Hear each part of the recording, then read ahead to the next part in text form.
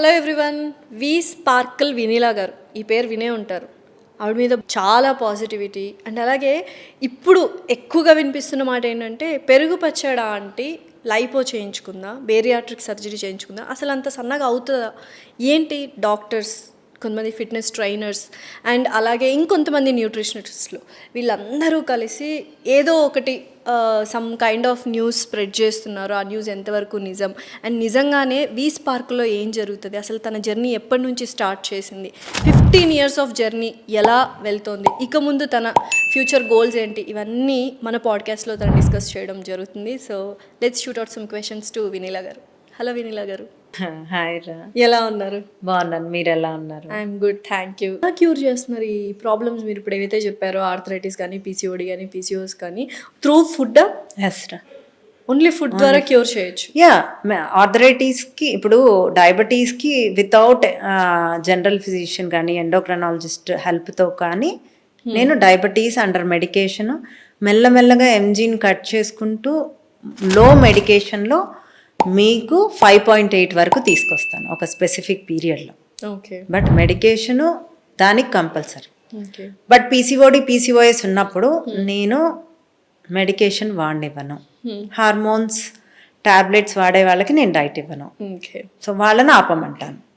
BP medication, diabetes medication ఆపమని. అంటే ఇప్పుడు when we stop the medication మనం ఫుడ్ మొత్తం కార్బ్స్ని జీరో చేయాలి. నేను మెల్లమెల్లగా నేను ఇన్సులిన్ స్పైక్ అవ్వకుండా ఫుడ్ని మినిమైజ్ చేస్తూ ఇన్సులిన్ స్పైక్ అవ్వకుండా చేస్తాను. కానీ బాడీలో నెక్స్ట్ మళ్ళీ నా డైట్ ఆపేసి ఒక హెల్దీ డైట్లోకి వెళ్ళినా కూడా వాళ్ళ షుగర్ లెవెల్స్ పెరగకుండా ఉంటేనే కదా నేను వాళ్ళకి ఏమైనా హెల్ప్ చేసింది. డెఫినెట్లీ. వినీలా డైట్ 3 నెలలు చేసినప్పుడు మీ షుగర్ లెవెల్స్ డౌన్ ఉన్నాయి. తర్వాత మళ్ళీ పెరిగితే మ్యాటర్ ఏంటి? That is not a permanent solution. Correct. I give permanent solution. నేను ఇప్పుడు ఇయర్లీ ప్యాకేజ్ కూడా పెట్టాను. Anyone can come and join.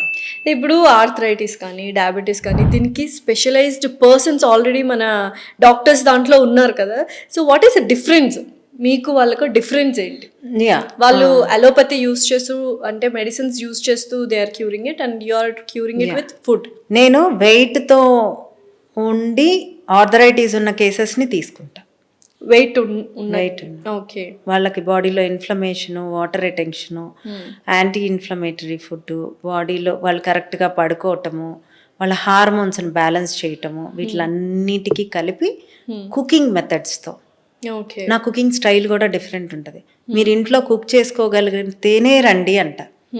Okay, నేను బయట ఫుడ్ ఏముంది, చక్కగా చికెన్ తినండి, ఫిష్ తినండి, ఓకే కినోవా తినండి, ఇవి కూడా హెల్తీయే చెప్పచ్చు కదా.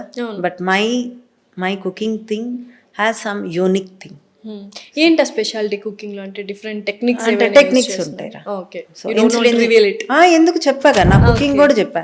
బిర్యానీ ఎలా వండాలి ఇన్సులిన్ స్పైక్ అవ్వకుండా, మీరు కర్రీ తినేటప్పుడు కూడా ఇన్సులిన్ స్పైక్ అవ్వకుండా ఇన్ఫ్లమేషన్ తగ్గడానికి తినే ముందు కొన్ని చేస్తాను. తిన్న తర్వాత 3 o'clockకి వాళ్ళకి ఇన్ఫ్లమేషన్ ఎక్కువ ఉంటే చక్కగా వాళ్ళకి ఏ డ్రింక్ ఇవ్వాలి, ఒక్కొక్కరికి ఒక్కొక్కటి.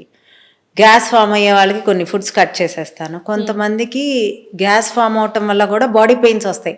అసలు మీకు బాడీ పెయిన్స్ ఎందుకు వస్తున్నాయి అనేది ఆ మూలాన్ని నేను కనుక్కుంటాను. Okay. So finally thank you so much Vinila garu. Thanks for coming and spending your time. Thank you.